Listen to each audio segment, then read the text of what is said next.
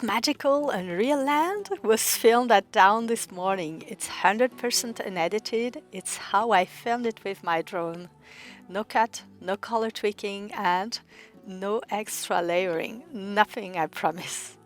If you're familiar with my way of creating videos, you may have noticed that I love to layer sequences, mostly with clouds, and maybe you may think it's only an artistic perspective. Well, yes and no. Sometimes it's my way of recreating what I see but can't technically film.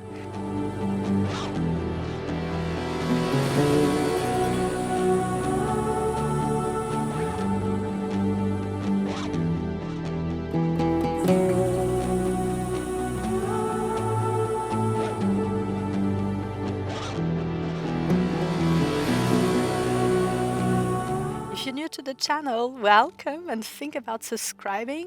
These sequences will make their way into a future music video. Que n'invoque trop.